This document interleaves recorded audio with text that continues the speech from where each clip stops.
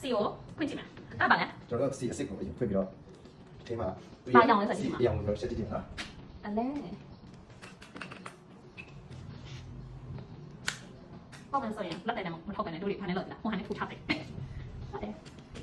အေးတော်လိုက်လားတော့တော့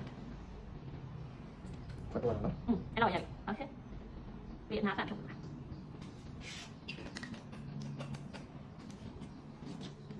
ဒါ ဆိုတော့စီ enjoy စီတွေ့ရအောင်နော်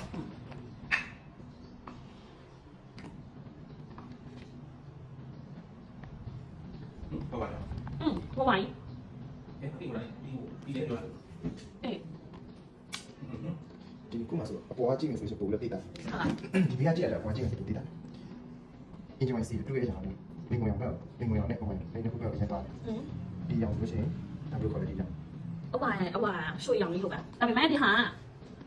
သူကပို့ပြီးတော့ပြစ်တယ်လို့ခေါ်မှာလား ဟုတ်ကဲ့ ဒါကပို့ကျဲတယ်တက်စီလေးရောထားလို့ခံစားရတယ်ဟုတ်လားဒီဘက်ရှာစီရပို့ပြစ်တယ်ချွဲတယ်